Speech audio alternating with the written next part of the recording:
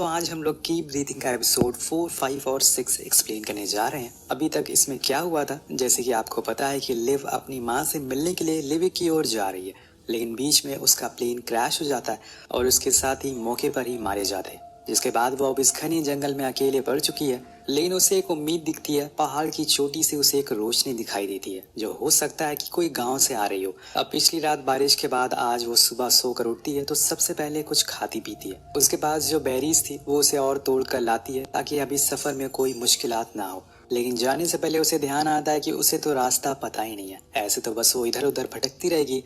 तभी उसे बचपन की एक बात याद आती है, जब उसकी मॉम बहुत ही तेजी से कार चलाते हुए उसे स्कूल तक छोड़ती है। उस दिन स्कूल में उसे एक चीज सिखाई जाती है कि कैसे एक आयरन स्टिक से कंपास बनाया जाता है। वही चीज वो दोबारा से रिवाइज करती है और फिर अपने बैग में किसी पिन को ढूंढने लगती है, जो कि उसे मिल भी जाती है। लेकिन जब वो उसे पानी में डालती है तो वो काम नहीं कर रही थी। ऐसा इसलिए था क्योंकि वो बस एक मामूली सी पिन थी। उसे उसमें किसी तरह की मैग्नेटिक ऊर्जा को प्रोड्यूस करना होगा, तभी जाकर वो पिन पानी के अंदर मूव करेगी। और इसीलिए वो किसी मैग्नेट को ढूंढना शुरू कर देती है। उसी समय उसे जॉन की वॉच याद आती है। शायद उसके अंदर उसे किसी प्रकार का मैग्नेट मिल सके। अब वो सीधा जॉन की बॉडी के पास पहुंचती है और उस वॉच को लेकर आ जाती है। पर जाते हुए वो उसे सॉरी भी बोलती है कि वो ये उसकी आखिरी निशानी है, पर उसे खुद को उस टाउन तक पहुंचाने के लिए ये तो करना ही पड़ेगा। अब वो उस घड़ी को खोलती है और लकीली उसे उसमें एक मैग्नेट मिल जाता है, जिसके ऊपर वो पिन को घिसती है और ये चीज एक कंपास की तरह काम कर रही थी। इसलिए वो उसे एक जार के अंदर रख देती है और फिर आगे बढ़ना शुरू कर देती है। अब वो जिस रास्ते से आगे बढ़ रही थी, अपने पीछे पीछे रेड कलर का कपड़ा बांधती जा रही थी ताकि वो रास्ता उसे याद रहे। लेकिन ये रेड कलर उसे डैनी की याद दिलाता है और जब वो उसे देखती है तो उसकी ये बातों में खो जाया करती है। लेकिन अभी उसका सफर बहुत लंबा है। इसमें उसने कई सारी बैरीज भी खा ली है, इसलिए वो कुछ और बैरीज को तोड़ लेती है, क्या पता आगे जाकर वो ना मिले। और जाने से पहले उसे एक पेड़ की टहनी पर लिख दिया था कि लिव वॉज देयर। अगर कोई यहाँ पर उसे बचाने बाई चांस आ जाए तो उसे पता चल सके कि लिव यहाँ मौजूद थी। उसका सफर शुरू होता है और वो बीच बीच में वो कंपास को देखती रहती है ताकि सही रास्ता फॉलो कर सके। लेकिन तभी बारिश होना शुरू हो जाती है और पहली बूंद से उसे अपने बचपन का वो दिन याद आ जाता है, जब वो अपने स्कूल के बाहर बैठी अपनी मॉम का इंतजार कर रही थी, लेकिन कोई भी उसे लेने के लिए नहीं आया। और तब वो अकेले पैदल बारिश में भीगते हुए घर आ गई। उसकी यही सब बातें उसे यहाँ पे सरवाइव करने के लिए कमजोर बना रही थी। लेकिन लिव फिर भी हौसला करती है और आगे बढ़ने का फैसला करती है। उसके पास यहाँ कोई शेल्टर तो था नहीं, इसलिए उसे भीगना ही पड़ता है। बारिश रुकने के बाद वो फिर से अपने कंपास को चेक करती है और फिर से आगे बढ़ना शुरू करती है। लेकिन इतनी देर में उसे एक जगह पर किसी के पैरों के निशान दिखाई देते हैं। वो ये देखकर घबरा जाती है कि क्या उसके अलावा यहाँ पर कोई और भी है। लेकिन तभी उसके पीछे से जॉन आता है और उसे बताता है कि घबराओ मत, ये मेरे पैरों के निशान है। दरअसल वो इतना हेलुसिनेट करने लगी थी कि उसे अब कुछ समझ नहीं आ रहा था कि रियल क्या है और इमेजिनरी क्या है। अब इतनी देर से चलते चलते उसे अब खुद का ही बैग भारी लगने लगा था, तो वो फैसला करती है कि वो अपना कुछ सामानों को फेंक देगी। सबसे पहले बारी आती है उसके लैपटॉप की, जो कि उसके साथ बरसों से था। उसे फेंकते समय वो दिन याद आ जाता है जब वो डैनी के साथ डिनर पर जाने वाली थी। लेकिन यहाँ डैनी आने में देरी कर देता है, पर लिव उस पर गुस्सा नहीं करती और फिर दोनों देर रात तक कैफे में बैठे बातें करते रहते। यहाँ वो चलते चलते अपने कई सामानों को फेंकती जा रही थी और आधा उसका बैग खाली हो जाता है। लेकिन अब बारी आ जाती है उसके फोन की। लेकिन उसे फेंकने से पहले वो एक ऐसी नाटक करती है जिसमें वो अपने मॉम को कॉल लगाती है और उन्हें अपने दिल की सारी बातें बताती है, जैसे कि उसके डैड ने उसे कभी भी वो लेटर्स नहीं दिए जो आपने भेजे थे, और अब वो माँ बनने वाली है, लेकिन उससे पहले मैं आपसे मिलना चाहती हूँ। इसके बाद वो अपने फोन को भी वहीं रख कर आगे बढ़ जाती है। तभी उसे ध्यान आता है कि क्यों ना वो एक बार उस कंपास को चेक कर ले, क्या वो सही रास्ते से आगे बढ़ भी रही है। पर समय के साथ उस कंपास के अंदर लगी हुई पिन का मैग्नेट खत्म हो गया था, इसलिए वो खराब हो चुका था। ऊपर से उसे अब बार बार जॉन दिखाई दे रहा था, जो उसे डीमोटिवेट कर रहा था, उसे परेशान करता है और ये कह के भी डराता है कि जिस जगह पर वो खड़ी हुई है वहां पर कई सारे जंगली भालू हैं जो किसी भी समय उस पर हमला कर सकते हैं।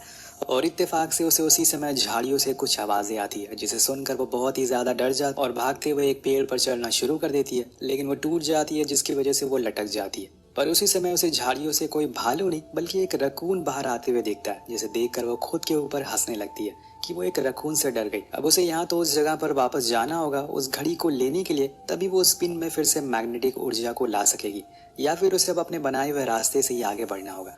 लेकिन इससे पहले कि अब वो कुछ करे तभी उसे एक प्लेन की आवाज सुनाई देती है। वो भागना शुरू कर देती है और अपने चश्मे को ऊपर कर देती है ताकि उसकी रिफ्लेक्शन से प्लेन तक पहुंच सके।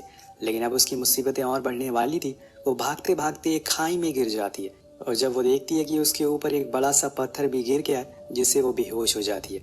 और इसी के साथ एपिसोड यहीं खत्म हो जाता है। अब शुरुआत होती है एपिसोड 5 की, जो कि वहीं से शुरुआत होता है जहाँ पे हमने पिछला वाला छोड़ा था। वो उस पत्थर के नीचे दबी पड़ी है, तभी उसे होश आता है और वो चेक करती है कि अब उसके सर पर भी चोट लगी हुई है और उसमें से खून भी आ रहा है, जो कि एक अच्छा संकेत नहीं है, क्योंकि अगर ज्यादा खून बहा तो वो वहीं मारी जाएगी। लेकिन लिव के पास में ही पड़े एक कपड़े को अपने सर पर बांध लेती है।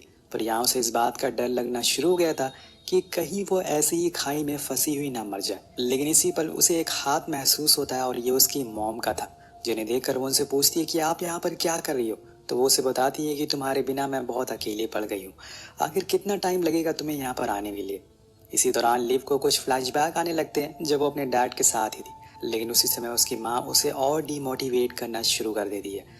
अब उसे बहुत तेज भूख भी लगना शुरू हो जाती है और वो खुद को अपने ऑफिस में इमेजिन करना शुरू कर देती है। वो अपनी पिछली यादों को और अभी सिचुएशन को एक दूसरे से मिक्स कर रही थी। यहाँ पर वो ऑफिस के एक टेबल के नीचे छुपी है और फौरन उसके पास डैनी आता है और उसे बोलता है कि तुम यहाँ पर क्यों बैठी हो। लेकिन लिव बहुत ही ज्यादा घबराई हुई है, वो उसे कुछ समझ नहीं आ रहा है। तभी वो ऑफिस में कुछ खाने को ढूंढना शुरू कर देती है, लेकिन हर जगह उसे वही चॉकलेट का रैपर मिलता है, जिसको शुरुआत में एक भालू ने खा लिया था। इसके बाद वो पीने का पानी ढूंढती है, लेकिन वो भी उसे कहीं नहीं मिलता। असल में लिव यहाँ पर जंगल में है और ये सब उसका एक वहम है, और बार बार डैनी का दिखना वो भी एक वहम ही है। लेकिन अभी भी वो ऑफिस में ही है और इधर उधर भाग रही है। तभी उसे वहां अपनी माँ भी दिख जाती है, उसी रेड ड्रेस में जिसे पहनकर वो घर से भागी थी। अगले सीन में उसे अपना बचपन भी दिखाई देता है। दरअसल वो खुद को अलग अलग जगह पे महसूस कर रही है, या फिर ये कहें कि वो हेलुसिनेट कर रही है। कभी वो अपने घर पर चली जाती है जहाँ पर वो अपने डैड बीमार हैं, लेकिन वो कुछ खाने को ढूंढ रहे हैं। अब यहाँ उसे एक टूथपेस्ट मिलता है और उसे ही वो खाकर अपना पेट भरती है। अगली पल वो अपने बचपन में चली जाती है जहाँ उसकी और डैड की लड़ाई हो गई है। उसने खुद को रूम में लॉक कर लिया है। अब उसके डैड बहुत कोशिश करते हैं, लेकिन वो उस गेट को खोल नहीं पा रहे थे। और इन सब के बाद कहानी एक बार फिर से प्रेजेंट में आती है, जहाँ पर लिव अपनी मॉम की मदद मांगती है कि मुझे यहाँ से बाहर निकलने के लिए आपकी मदद चाहिए। लेकिन वो तो साफ मना कर देती है और कह देती है कि जी कर भी तुम आखिर क्या करोगे, इससे अच्छा यहीं फंसी रहो। अब उनकी ये बातें लिव को अंदर से तोड़ रही थी और इसीलिए वो उनकी बातों पर ध्यान देना ही छोड़ देती है, और उसे अब इन सब चीजों की आदत हो गई थी। फिलहाल तो उसे यहाँ से बाहर निकलना है कैसे भी करके, इसलिए वो कुछ चीजों को ढूंढना शुरू कर देती है अपने आसपास, जिससे कि वो उस पत्थर के कुछ हिस्सों को तोड़कर अपने ऊपर से हटा सके। उसे कुछ चीजें मिल भी जाती है। वो जैसे जैसे उसे तोड़ रही थी, उसके मन में अलग अलग ख्याल आ रहे थे। जब उसने अपने डैड से लड़ाई की और उसके बाद उसने उनको सॉरी भी बोला, लेकिन उन्होंने कोई जवाब नहीं दिया। जिसके बाद जब वो बड़ी हो गई तो डॉक्टर ने साफ बोल दिया कि अब वो नहीं बचेंगे। इसके बाद उसे अपने और डैनी के मोमेंट्स भी याद आते हैं। आखिर में कोर्ट केस की हेयरिंग पर वो आ जाती है, लेकिन वहाँ वो ऐसे ही प्रेजेंट वाली हालत में थी। अभी इन सब चीजों को सोचते सोचते उसने उस पत्थर को इस हद तक तोड़ दिया था कि वो वहां से बाहर निकल सके। लेकिन यहाँ उसे उसकी माँ रोकती है बाहर जाने के लिए। उन्होंने उनके हाथ में वो नशे की गोली भी रख दी थी जो जॉन के बैग से मिली थी। इसे खाकर वो खुद को और अपने बच्चे को मार सकती है, लेकिन लिव उन पर चिल्लाती है कि मैं आपकी तरह नहीं हूँ, मुसीबतों को छोड़कर भाग जाऊं, मुझे जीना है। इसलिए वो उन गोलियों को फेंक देती है। अब वो उस जगह पर आ रही एक रोशनी को देखती है और उसका ही पीछा करते हुए ऊपर चढ़ने की कोशिश करती है, क्योंकि यह रास्ता उसे बाहर ले जा सकता है। और वो उस छोटे से सरकीले से रास्ते से बाहर आने की कोशिश करती है, लेकिन ये इतना आसान नहीं था।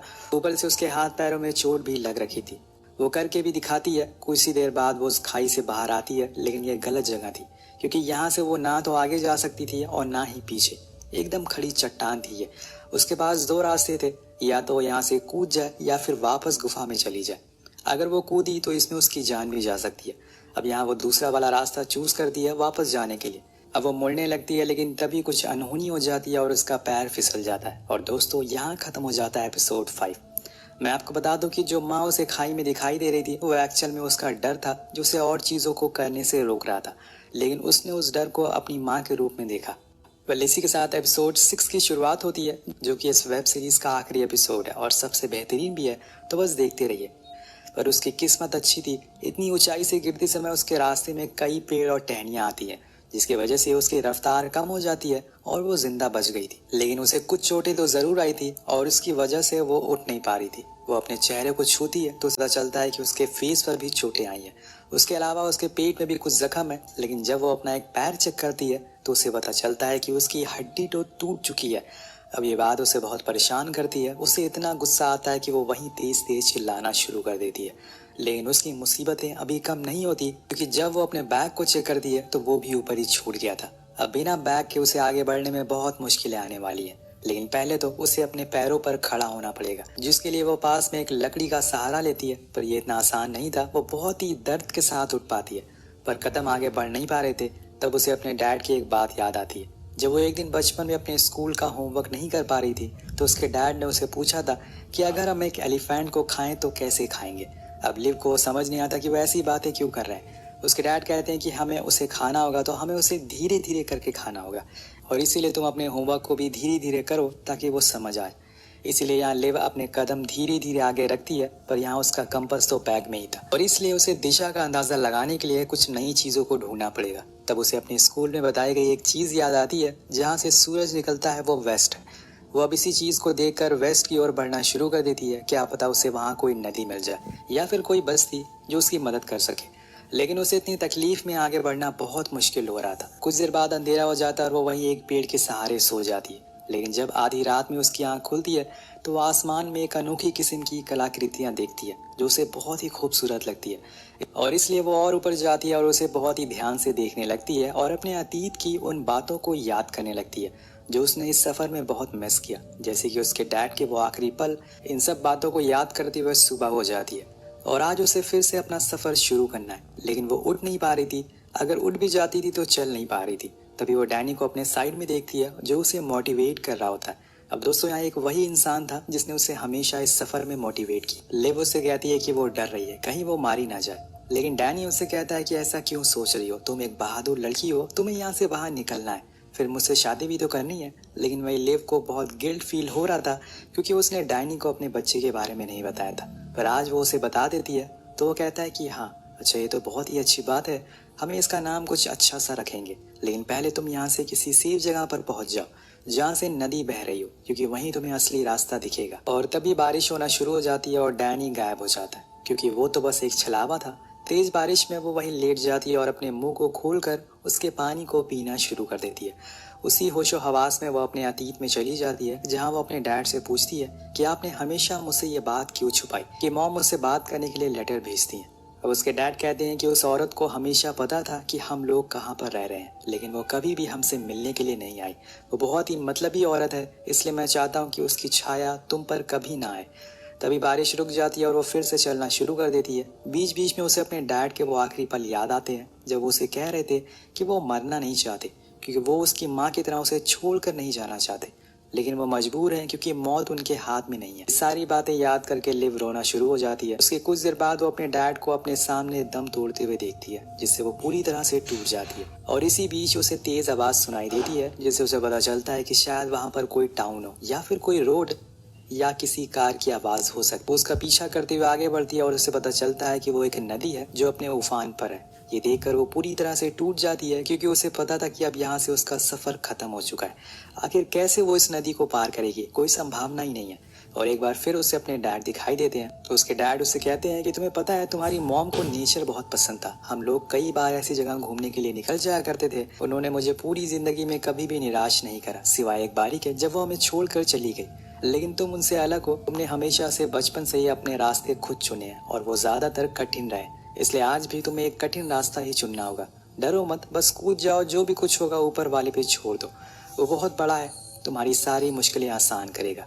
लिव उन सारे पोस्ट और लेटर को अपने हाथ में पकड़ लेती है जो उसकी माँ ने भेजे थे। वो एक पेड़ के पल्ले को लेकर नदी में कूद जाती है और उसके सहारे बहने लगती है। जैसे जैसे वो नदी उसे आगे की ओर ले जा रही थी, उसे अपने सफर पर सारे लम्हे याद आना शुरू हो जाते कि कैसे उसका प्लेन क्रैश हुआ, कैसे उसने पहली बार आग जलाई। लेकिन आखिर में जाकर वो बेहोश हो जाती है, और तब वो अपने फ्यूचर के बारे में सोचती है कि कैसे उसने अपने बच्चे को जन्म दिया। और डैनी और वो बहुत ही ज्यादा खुश है। इधर प्रेजेंट में कुछ लोग उसे उठाकर किनारे पर लाते हैं और उसे CPR देते हैं, लेकिन उससे भी कोई फायदा नहीं हो रहा था और उन्हें लगता है कि लिव मर चुकी है। लेकिन थोड़ी देर बाद उसे होश आ जाता है और इसी के साथ लिव की जान बच जाती है। वेल दोस्तों, जब से लिव फंसी थी उसने बहुत जगह पर हिम्मत दिखाई और तभी वो यहाँ तक पहुँच पाई, नहीं तो अभी तक वो जंगल में ही फंसी होती। इसलिए हिम्मत रखिए और आगे बढ़ते रहिए। वेल, एक कहावत है ना, कौन कहता है कि आसमान में सुराख हो नहीं सकता, एक पत्थर तो तबीयत से उछालो यारो। वेल, इसी के साथ ये सीरीज यही खत्म हो जाती है। आपको कैसी लगी ये सीरीज नीचे कमेंट करके जरूर बताएगा। मिलते हैं अगली वीडियो में। Peace out.